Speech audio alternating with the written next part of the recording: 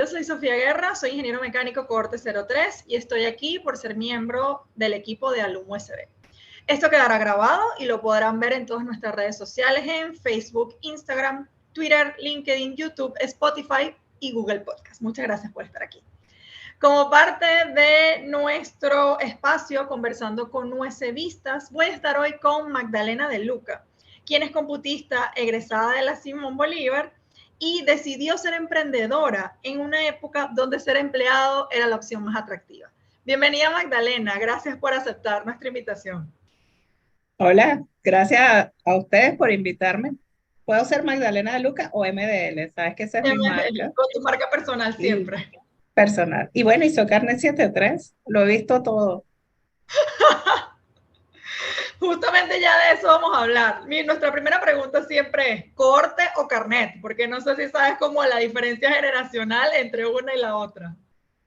Sí, en mi época todo era carnet. Tú te distinguías por carnet 73 y de ahí en adelante después pasamos a hacer los siete saurios, ¿sabes? Y todas esas mutaciones que hubo sobre quiénes éramos y quiénes no. Y lo de la corte pues nunca llegó a mí, pues. Bueno, Magdalena, brevemente, sabemos que tuviste una infancia en la que te tuviste que ir del país, pero luego regresaste en una época un poco complicada. Cuéntanos un poco cómo fue esa travesía, que fuiste una niña que viajó sola cuando Sí. tenías como unos 10 años y que terminaste después en la Simón Bolívar. Cuéntanos rapidito cómo Sí, fue eso. es muy loco todo, pero cuando comienza el proceso, yo nací en 1956, cuando comienza todo el proceso de todo lo que fue el cambio político en el país hacia la democracia, el tema Venezuela era terrible, todos los días había muertos en la calle, mis padres italianos, y decían, oye, no puedo mandar a mi hija al preescolar porque había mucho peligro. Y básicamente decidieron mandarme a Italia, pero mandarme a Italia en un barco con mi padrino. Y básicamente a los 6 años viajé a Italia para ir a estudiar y poder avanzar en mi vida profesional. Mis padres, muy interesantes, a pesar de ser italianos, muy venezolanos, como digo yo.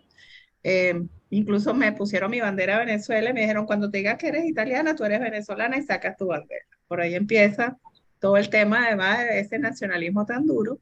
Y después de 4 años sin internet, con cartas escritas y haber terminado mi quinto grado en 4 años, porque yo era muy buena estudiante, regreso a Venezuela en avión, la primera niña que viajó en avión sola, ahí sí no tenía compañía, y definitivamente llegué incluso sin saber ya hablar español, porque había aprendido a leer y escribir en italiano y todo lo demás, y mis padres me escribieron ya en un colegio para solo español. Ahí tuve que repetir el quinto grado, sexto grado, hice todo mi bachillerato aquí en Venezuela y luego, bueno, yo tenía, sabes, la ilusión de entrar en la Universidad Simón Bolívar. Para mí ese era el reto, yo era una muy buena estudiante, mi promedio era 19 y 20 y para ese entonces ese era el reto, entrar en la Simón Bolívar y definitivamente fue la única universidad a la que apliqué. Luego de pasar el examen y todo lo demás, ese día de ver en el periódico, en la época del periódico, las listas y verme ahí para mí fue una cosa maravillosa, pero con una diferencia importante. Yo me había inscrito en la carrera de matemáticas puras, era lo que yo quería estudiar. Definitivamente, el día que voy a inscribirme a la universidad, pues en matemáticas puras, había un grupo de personas reclutando personal para estudiar, gente para estudiar la carrera del futuro, ingeniería de computación. A la universidad habían llegado unos franceses con unas ideas y habían armado un semipensum que era igual que matemáticas más tres materias más. Y ahí pues nada, yo cuando vi la palabra futuro para mí vi el pensum, vi la palabra futuro y ellos me decían, es que si te gradúas de matemáticas solo vas a poder dar clases, si te gradúas de esto, ingeniería de computación es el futuro, el mundo va para allá. Yo me cambié de fila y simplemente me escribí como ingeniero de computación. Y cuéntame qué recuerdas de esa época, Magdalena. Ahorita fuera de cámaras me decías que nada más había 2 edificios en la universidad en esa Sí. época. Cuéntame qué recuerdas de Claro, esos momentos.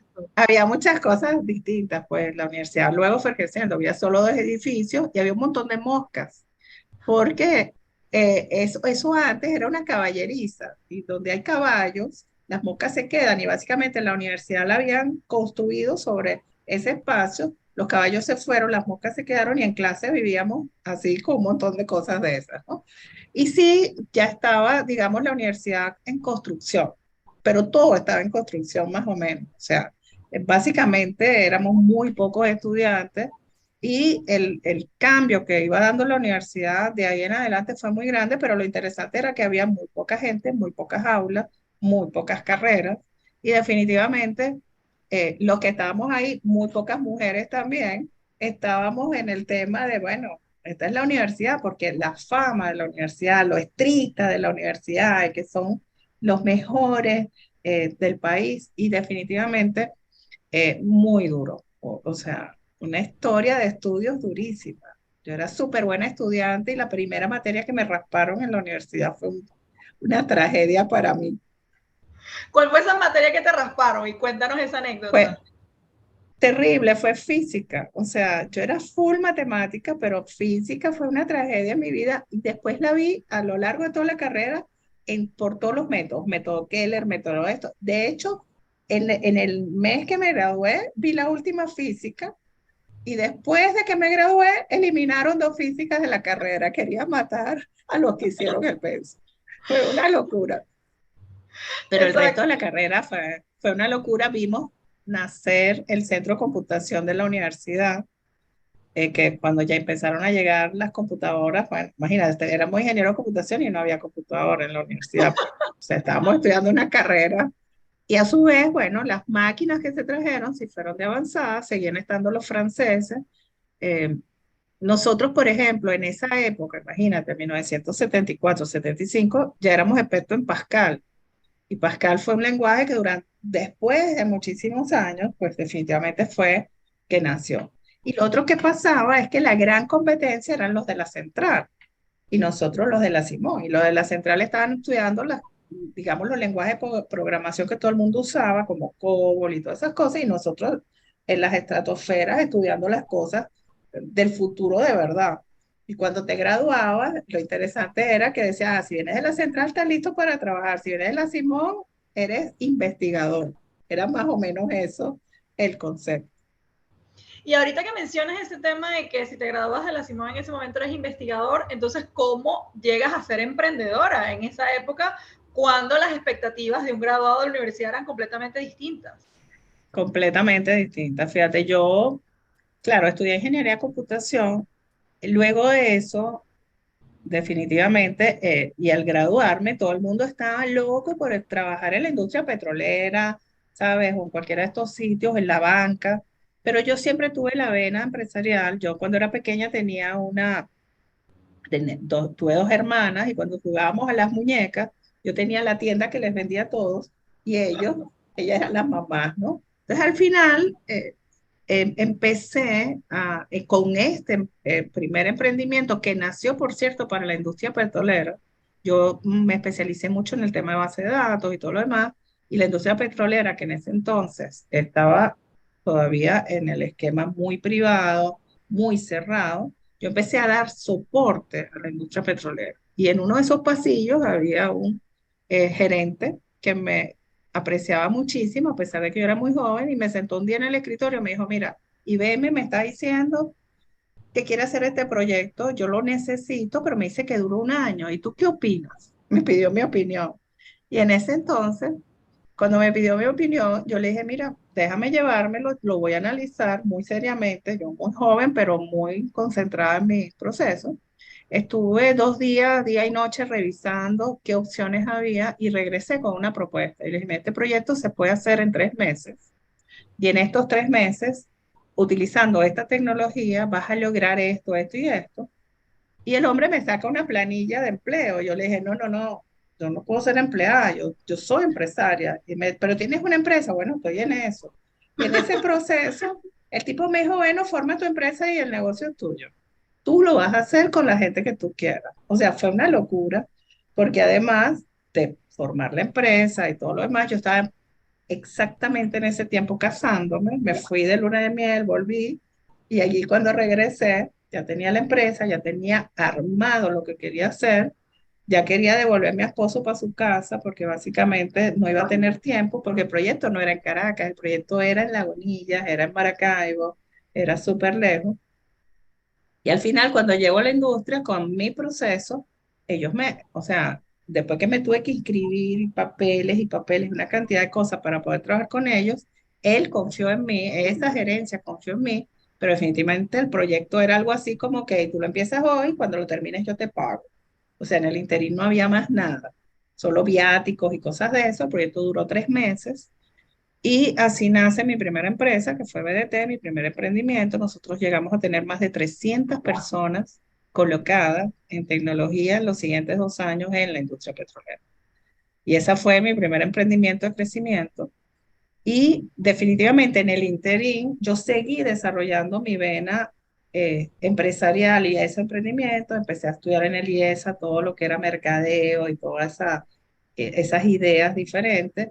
Además de eso, empecé a ver qué estaba pasando en el mundo afuera, empecé a viajar, traje tecnología al país diferente y fui viendo, de hecho era comiquísimo, yo salí una vez a Bélgica a buscar unas herramientas que después fueron el futuro como tal. Y yo le decía, yo quiero traerme el producto de Venezuela. Me decía, no, pero es que todavía no estamos viendo a África. No, es que es Venezuela, es América. Afuera ni siquiera entendían que Venezuela podía tener ese tipo de cosas. Todo estaba muy incipiente, pero yo digo que tuve la visión, la suerte, las ideas. Y en el interín seguí estudiando un posgrado de investigación de operaciones en la Universidad Central, porque el tema de modelos matemáticos era maravilloso. Todavía la Simón Bolívar no manejaba el tema de posgrado. Fíjate lo incipiente que estaba todavía la universidad en muchísimas cosas. Y todo eso junto en mi mente, pues siguió. Y así arrancó mi primer emprendimiento y bueno, súper lindo. Magdalena, me llama mucho la atención una cosa. ¿Cómo crees que incidió en tu carrera profesional la formación de la universidad? Porque puede parecer un poco distinto a lo que te enseñaron a hacer en la universidad. Entonces, pero igual, ¿cómo crees que eso influyó en lo que eres como profesional? Influyó muchísimo porque fíjate, yo no soy una empresaria que vende, yo soy una empresaria que vende e implementa. Y Ok. ahí la universidad fue realmente la mejor base. O sea, las empresas que solo venden cosas y nunca las usan, nunca logran el éxito del proyecto, son las que no llegan a ningún lado. En el caso específico, siendo mujer, siendo ingeniero en computación y todo esto, un punto muy importante era ser súper profesional, súper técnico. O sea, en ese entonces no creían en la gente, imagínate, yo pasé por todas las cosas que te puedes imaginar como empresaria mujer, además, pero como yo sabía mucho y estaba certificada en muchas cosas, pues definitivamente, y eso sí me lo enseñó la universidad. La universidad te enseñaba a deducir todo, a investigar, a trabajar, y eso para mí fue buenísimo y sigue siendo buenísimo. Cuando mis empleados dicen, pero es que usted tiene la bola de cristal y está viendo el futuro 3 años antes, porque yo, dentro de mi formación, lo primero que hago es eso, es pensar, investigar, probar y entender pues que para dónde queremos ir. Y dentro de esos obstáculos que te encontraste en ese camino, escuchaba uno de tus videos donde dices que hay que aprender a enfrentarse a las crisis. Entonces, cuéntame cuál fue una de esas crisis, cómo la enfrentaste, qué hiciste. Pero imagínate, la primera, es que la palabra crisis está siempre, o sea, no importa el país donde vivas, o sea, hay países donde lo llaman distinto, lo que sea, pero imagínate, yo creé mi primera empresa en 1979, arrancamos todo lo demás y llegó Viernes Negro. El Viernes Negro en su época era cuando el dólar cambió de 4.30 y se iba a acabar el país, se iba a acabar el mundo, se iba a acabar todo. Y lo más interesante en el país es que lo que había de tecnología estaba muy, muy dependiente del exterior, tanto el hardware como los servicios, como todo. Y para mí eso fue una oportunidad de oro, porque nosotros éramos servicio en bolívares, en Venezuela, crecimos en ese momento muchísimo y muchas de las empresas empezaron a contratar más servicios venezolanos. Yo formé, o sea, más de 300 personas. Mucha gente todavía en las redes saca digamos, porque yo daba entrenamiento full, o sea, yo no siempre creí en que la gente había que capacitarla cada vez más y yo misma daba los entrenamientos en la empresa para garantizar que estuviéramos en la última tecnología y todo lo demás. Y eso en ese momento nos fortaleció muchísimo. Esa fue la primera. Y de ahí para adelante todas las crisis políticas, sociales, no solo ya de un país, porque luego empecé a crecer internacionalmente y entonces me traje la crisis de todos los países como potencial de crecimiento.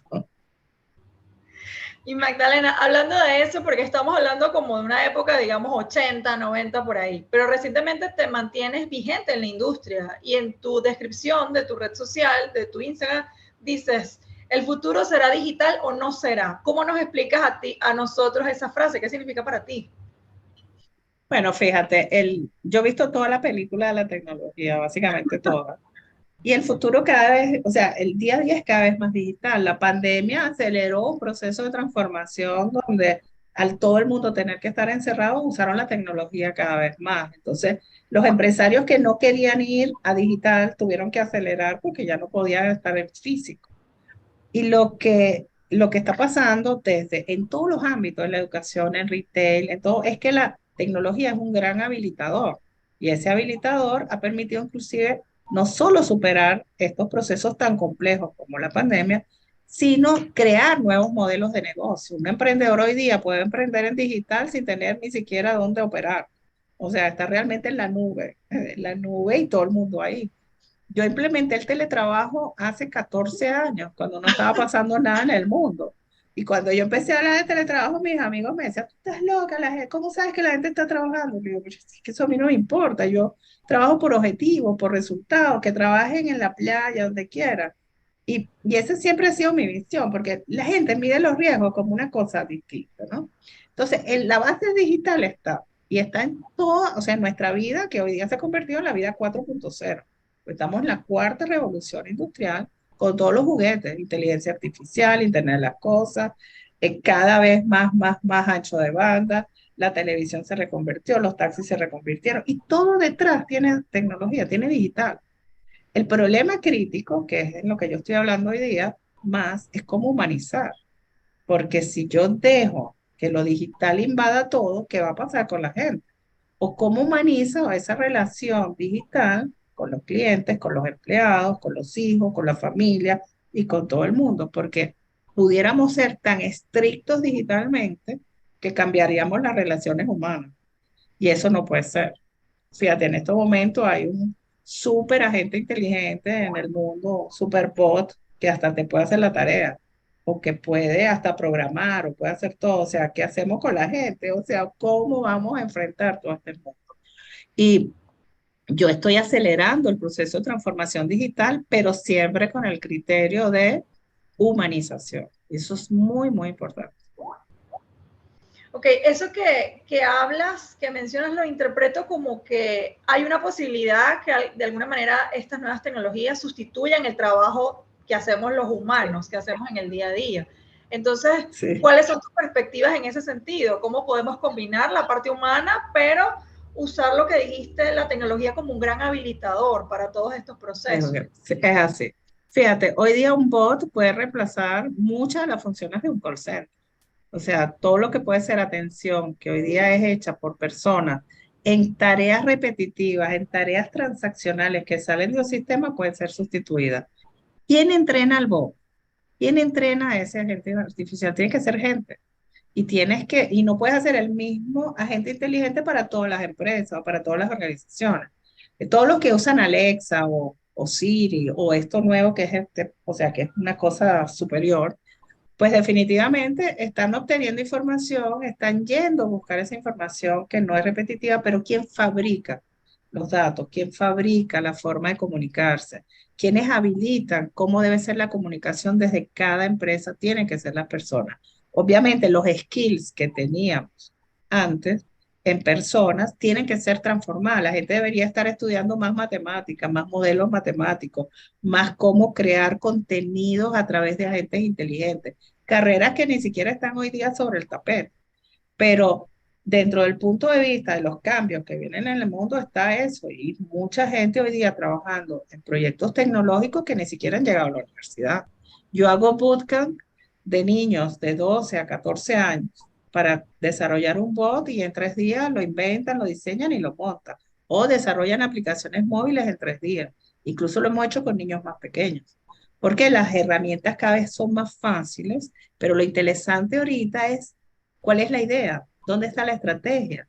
O sea, ¿qué voy a inventar? Porque hay gente, tengo amigos que dicen, no vamos a sentar en inventar otra vez Uber. No, eso no es así. O sea, los proyectos y los inventos hoy día, o cómo haces que seas exitoso sobre plataformas globales, incluso con las que estás compitiendo.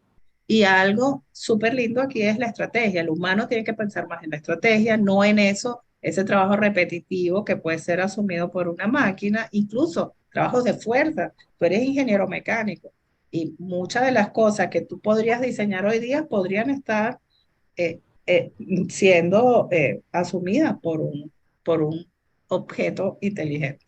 Ahora, la humanidad tiene que reconvertirse, la educación tiene que reconvertirse.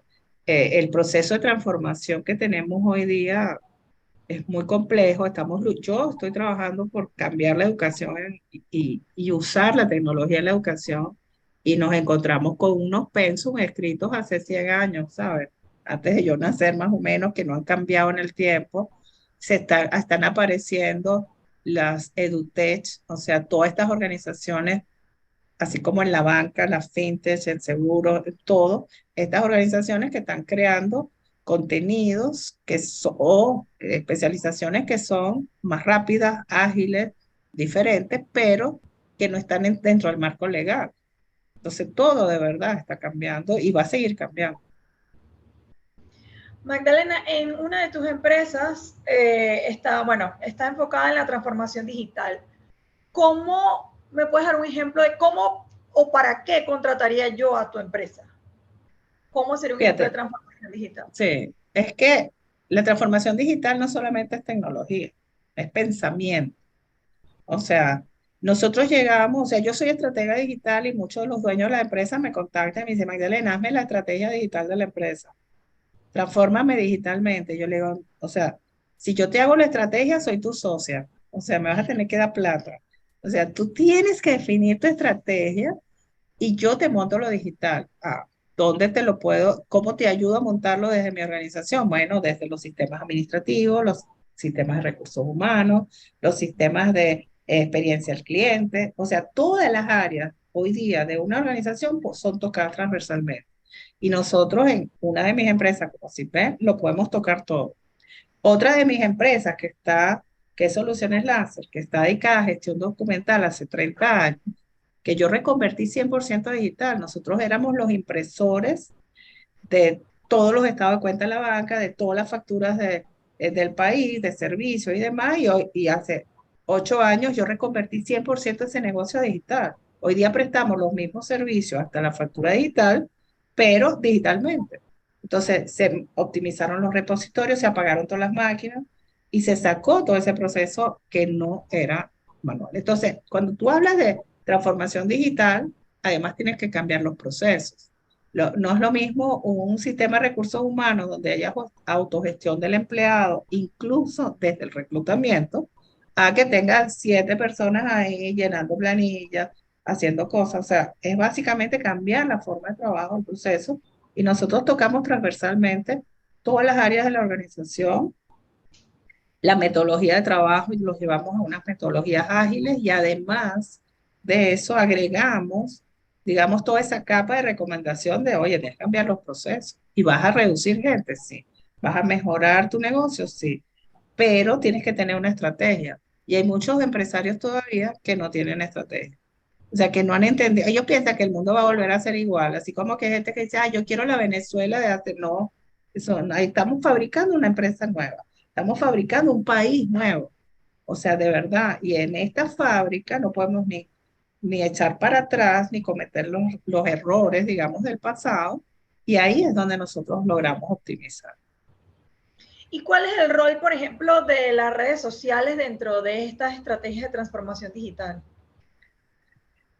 Bueno, el rol es súper importante, no eres nadie hoy día si no estás en alguna red, ¿no? Lo primero que tienes que hacer es escoger en cuál. No puedes estar en todas, no debes estar en todas. porque no todas están orientadas a tu estrategia. Entonces, lo más importante, la red es presencia, es eso, ahorita cambiaste el gran edificio por la red, ¿ok? Y ahora tienes que saber cómo está. Entonces, tienes que escoger tanto como persona como organización, realmente a quién te estás enfocando, cuál es tu mercado y dentro de eso definir bien cuál va a ser tu estrategia digital, porque las redes son una estrategia digital donde además estás trabajando hoy día incluso en el tema crítico que tienen las organizaciones. Antes nadie se quejaba en un call center o por una carta que nadie más veía. Hoy día algo te salió mal en un sitio y lo vas a ver el planeta. Y sobre todo las nuevas generaciones van a decir, bueno, aquí no voy, ¿okay? Mira lo que pasó. Entonces, el tema de las redes es crítico, es el corazón hoy día de muchos procesos. Y ahorita que mencionas, Magdalena, que cualquier cosa que pase, en particular que salga mal, que todo el mundo se entere, ¿has tenido alguna crisis en redes sociales que hayas tenido como que salir a apagar un fuego y decir cómo resuelvo esto? Porque tu generación de repente no es la generación que es una nativa digital. Entonces, ¿cómo ha sido para ti este proceso de vincularte a las redes sociales? Hoy día todos son migrantes digitales, ¿no? La crisis que yo he tenido es que mucha gente me dice, oye, te volviste influencer, ¿no? O sea, ese no fue mi objetivo. Mi objetivo es hablar de lo que sé hacer, no es lograr los millones de seguidores. Entonces, no, realmente no he tenido crisis. Ok. Y te veo hablando como de una manera muy fluida, como de todos estos temas, y sabemos también que tienes dentro de todas las cosas que haces, tienes también como un lado de conferencista. Entonces cuéntanos un poco cuáles son esos temas, los que manejas, a quiénes les hablas, cuál es digamos, la información que llevas tú a través de estas conferencias. Mucho sobre emprendimiento, muchísimo. El tema más común hoy día es el emprendimiento. Okay. De lo que quiere oír todo el mundo, del emprendimiento de una mujer, cómo empoderar más mujeres.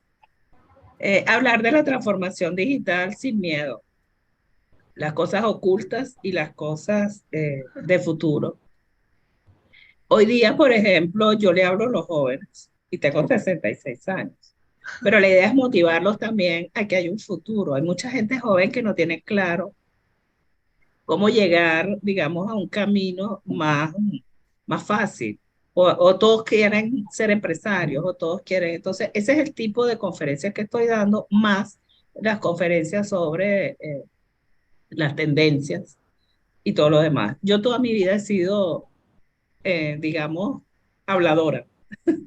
O sea, siempre me ha gustado el tema de poder formar gente. Siempre di cursos, siempre he dado entrenamiento. Hoy día manejo más de 600 personas a nivel regional, pero el año pasado, por lo menos en eventos, toqué más de 5.000 personas. O sea, es un reto. Y cuéntame una cosa, porque sigues hablando o te sigues refiriendo como emprendimiento, pero ya podría yo, dentro, digamos, de mi poco conocimiento de tu área, considerarte una empresaria. ¿Todavía te sigues considerando emprendedora? Sí, yo soy empresaria, pero sigo siendo emprendedora. Hay gente que, o sea, mi gente dice, quédese tranquila, no invente más nada. No, yo sigo emprendiendo. Y has pensado, Magdalena, ahorita decías algo que me pareció muy curioso, que dices, tú has visto la tecnología desde los inicios, en todas sus facetas. ¿Has pensado retirarte? ¿Qué tiene que pasar para que te retires? O sea, no sé, sería que muera, una cosa así como esa, pero definitivamente hoy sigo teniendo muchísimas ideas. Estoy apoyando a muchos jóvenes en que emprendan, porque no solo tengo que emprender yo puedo ayudar a otros. El retiro no está en mi roadmap, eso sí te lo digo. O sea, hoy por hoy estoy más activa que nunca. Esta semana estoy hablando de cambio, cambio, cambio. Todas mis oficinas están patas arriba. Nosotros operamos en 17 países. Toda la organización y toda la estructura organizacional que manejamos se cambió de todo, ¿sabes? Todas esas cosas jerárquicas horribles a células. Nosotros somos como un cuerpo humano donde aquí todo el mundo más o menos manda y donde todos los líderes tienen crecimiento. Tengo muchísima gente joven con muchísimas ideas. Y algo que es una estrategia en mi vida y es mi forma de vivir es el cambio. Y dentro de 2 semanas voy a cambiar el corte de cabello, el color también. O sea, aparte de todo, para mí eso es una constante. Ahora, ¿cómo paras esa forma de pensar? O sea, yo tengo más de 40 años de graduado, más de 40 años emprendiendo, penetrando territorios complejísimos. Mi primer país después de Venezuela fue Bolivia, para que tengas una idea. Y la gente me dice, tú te vas a ir a Bolivia, a La Paz. Y bueno, sí, porque no me voy a ir a un país donde todo está listo, donde todo está hecho. O sea, yo voy a ir con lo que yo sé hacer a otros lados. Y después vino Perú, y después vinieron las Islas del Caribe, y Centroamérica, y Ecuador, ¿sabes? Y poco a poco, ese transitar por toda la región, oye, hay tanto que hacer. Y ojo, y los venezolanos que venimos del futuro, tenemos más que enseñar. Así que es súper poderoso. Cuando en Venezuela ya se estaban haciendo cosas digitales, en otros países estaban atrás. Nosotros teníamos una súper ventaja y la seguimos teniendo. Venezuela hoy día aceleró digitalmente gracias a una crisis muy, muy compleja. O sea, el único país en el mundo que tiene una billetera bancaria donde todo el mundo transa por una aplicación móvil sobre 41 bancos es Venezuela. Y eso se montó en mes y medio, ¿ok? Toda la banca, no existe en el mundo un proyecto similar. Y hoy por hoy se puede hacer pago móvil de persona a comercio, comercio a persona y cualquier cosa con una huella. Y todo eso gracias a una crisis y al acelerar una transformación digital, usar la tecnología para algo que resolvió un problema. Los venezolanos somos capaces de manejar eso y yo más venezolana que nadie. O sea, algo como yo hablaba al principio, que me llevé mi bandera, bueno, lo primero que yo hago cuando llego a otro país es decir, somos venezolanos.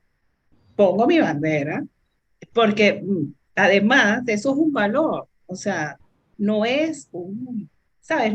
No es que te van a menospreciar por eso, mientras tú demuestres que eres exitoso, que tienes casos en los cuales puedes hablar de cómo le vas a cambiar la vida.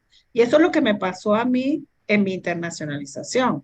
Yo, imagínate, mujer yendo a países como Bolivia, donde nunca me reuní con una mujer, o sea, nunca. Todos eran iguales y yo me llevaba mis chaquetas con los colores más estrambóticos para que se viera bien que no era la de blanco y negro y normal. Y bueno, incluso me pasó en algunos países que el empresario no me recibía por ser mujer. Hoy día no es así porque hoy día te estoquean.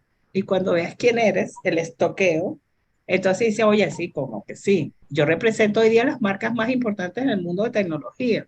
Empresas de tecnología donde tampoco había mujeres visibles en ese momento. Entonces, hablar de retirarse hoy, ¿no? Si yo tengo más ideas que nunca. Hablar de seguir creciendo internacionalmente, más que nunca. Seguir sembrando ese proceso de cambio en la gente, en eso de que me levanto todos los días diciendo esto es un desastre, no. Aquí hay una oportunidad. Yo soy parte del cambio, yo soy parte de lo que debo hacer. Y ojo, tengo una gran responsabilidad en mi vida, o sea, tengo 600 familias aquí, más todos los clientes, que son más de 300 clientes a nivel regional, que hoy día dependen de servicios que nosotros prestamos. Entonces es difícil retirarse. Mira, Magdalena, has mencionado bastante la palabra cambio y es algo que pareciera haber estado presente siempre en tu vida personal y profesional. Yo particularmente soy una persona que a veces me considero resistente al cambio. ¿Cómo gestionas y te mantienes vigente y cambiando constantemente? ¿Cuál es el patrón mental o el modelo mental que usas para adaptarte?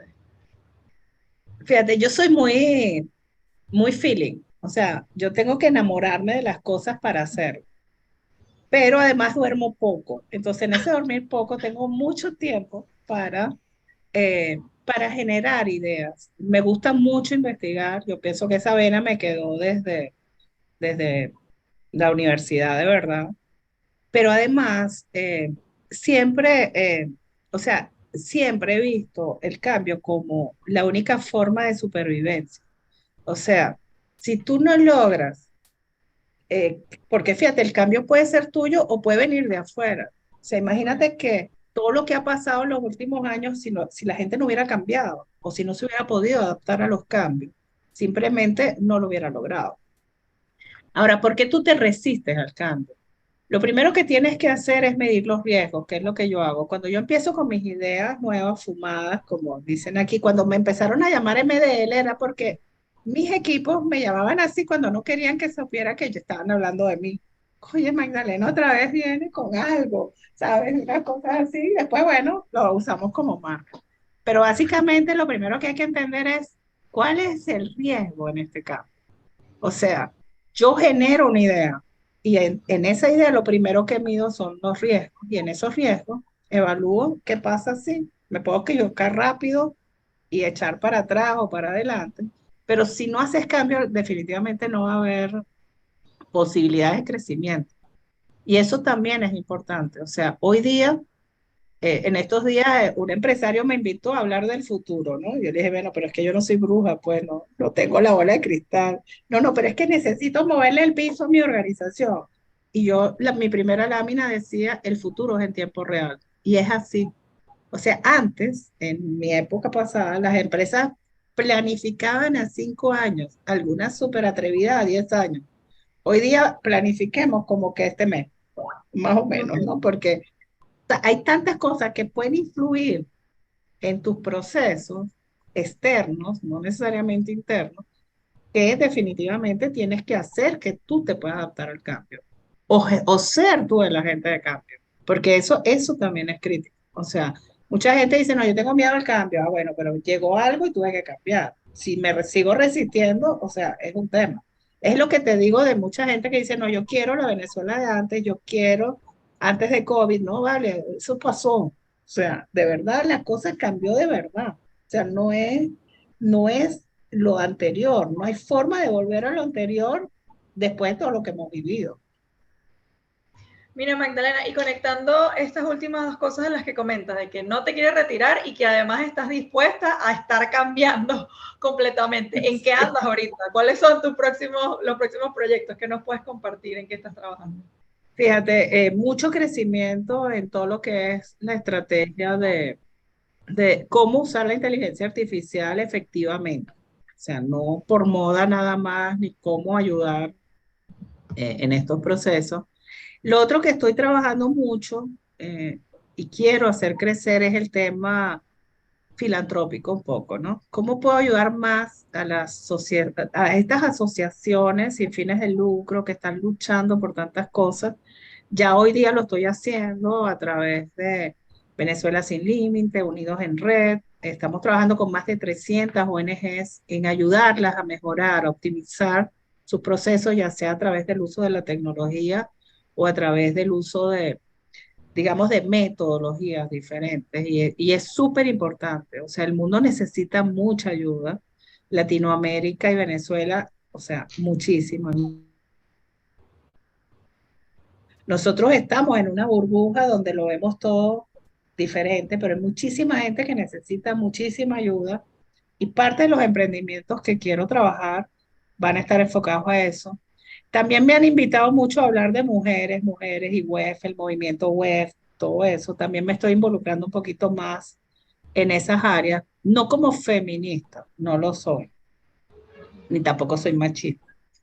Ok, es importante porque finalmente, fíjate, yo viví una época muy, muy diferente, pero sí enfocarme también un poco más a eso. En los otros emprendimientos van a venir microemprendimientos, o sea, voy a hacer posiblemente split de algunas cosas que sabemos hacer hoy día y las vamos a ir llevando a, a otros proyectos. No los puedo develar todos ahorita. Pero mira, me encanta eso que comentas porque particularmente yo me siento muy conectada con eso que dices sobre el tema de ayudar. Esa es parte de mi propósito de estar en Alumno USB, de retribuir a mi universidad lo que recibí dentro de mi formación profesional y lo que me ha hecho, lo que ha formado parte importante de ser lo que yo soy. Entonces aprovecho y te extiendo la invitación a que nos incorpores dentro de esos proyectos secretos que todavía no has develado, porque sin duda nos gustaría trabajar de la mano con alguien que ha tenido tanta experiencia en este mundo, y más si podemos poner la tecnología y el conocimiento al servicio de los demás, en este caso muy particular al servicio de nuestra universidad. No, súper, muy bueno. Yo lo felicito por lo que están haciendo. Quiero ser parte de ese proyecto que ustedes tienen, con el mini tiempo que tengo, pero bueno, como son 20, yo soy 24/7, no hay problema. Así que seguramente habrá un espacio y tengo muchos colaboradores a mi cargo que varios de mis líderes de células vienen de la Simón Bolívar también, o sea que también es importante, vienen de esa formación también y de muchísimas universidades, muchísimos institutos. Creo que tenemos que trabajar mucho por el país. O sea, yo nunca me voy de Venezuela en el avión y regreso amando más mi país, pensando en qué más puedo trabajar por Venezuela. Y ese también es un objetivo que todos nos tenemos que trazar en un mundo que cada día es más global, donde nuestros tecnólogos cada vez son más buscados y eso, o sea, es increíble cómo hemos eh, ayudado al mundo a crecer tecnológicamente y nos hemos ido quedando sin muchos de esos recursos. Hay mucha gente regresando, eso también es importante y tenemos que seguir fomentando eso, trabajar por nuestro país, trabajar por Venezuela. Es un país lleno de oportunidades, es un país maravilloso y bueno, es mi país. Gracias por este mensaje. ¿Algo más que quisieras comentar para ir ya cerrando? Particularmente yo, como también como mujer ingeniero, me emociona mucho ver tu camino, porque siento que en la medida que avanzamos y vamos cosechando éxitos, también abrimos caminos a las generaciones que vienen luego de nosotras. Es así. Nada, o sea, mi mensaje final es: creemos el futuro positivo que nosotros tenemos que hacer, o sea, no podemos esperar por los marcianos, o sea, nosotros somos parte de ese futuro y definitivamente estamos listos para enfrentar situaciones y manejar los cambios. Por lo tanto, yo estoy a la orden para apoyarlos, para seguir haciendo crecer este tipo de movimientos que tienen muchísimo, muchísimo impacto y que cada día van a seguir surgiendo, porque sobre todo en estas nuevas generaciones como la tuya, inclusive en las más jóvenes, el tema social, el tema de ayuda es muy, muy crítico y está dentro del ADN. Y por lo tanto tenemos que lograrlo. Rescatar o ayudar a una universidad como la Simón Bolívar, o sea, es un lujo, o sea, tenemos que hacerlo, pero además de eso, en muchas instituciones donde hoy día podemos aportar valor. Para mí, como les digo, el futuro será digital o no será. El reto va a ser humanizar, pero humanizar no solo en la parte, digamos, de lo digital, humanizar como en todos los procesos de nuestras vidas y seguir trabajando. O sea, no hay nada que nos detenga para eso. Ya no están las paredes de los edificios, de las oficinas. Ahorita la ubicuidad es posible y ojalá podamos reconectar a tanta gente que hoy día está en el mundo.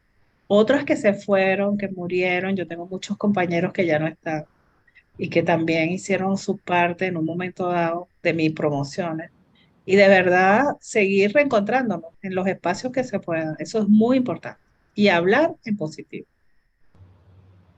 Muchas gracias, Magdalena, por tu tiempo, por compartirnos tu experiencia. Nos contenta muchísimo haber podido conectar contigo. Esperamos podamos seguir trabajando en pro de la universidad. Muy agradecidos por concedernos esta entrevista y por dejar muy en alto nuestra universidad. Eso creo que es algo que a mí me llena de muchísima emoción, saber que todo eso que has hecho de alguna manera tiene el sello de la Universidad Simón Bolívar. Mucho éxito igual también No, en tus nuevos claro planes. que sí. Gracias a todos ustedes y gracias por lo que hacen todos los días. Gracias también a todos los que nos ven y nos escuchan. Si tienen alguna sugerencia de algún USBista que les gustaría escuchar en nuestra sección, lo puedes compartir a través de nuestras redes sociales o en nuestro correo electrónico entrevistas@alumusb.org. Por aquí abajo seguramente vamos a dejar todas las redes sociales en las que puedes también contactar a Magdalena y por supuesto seguirnos en Alum USB. Muchas gracias. ¿Sabías que el 80% de nuestros ingresos provienen de donaciones recurrentes? Únete ya a las más de 200 personas que, mes a mes, aportan su granito de arena para que nuestros profesores, alumnos, biblioteca, laboratorios y el espacio físico mantengan esa calidad que caracteriza nuestra universidad. Dona,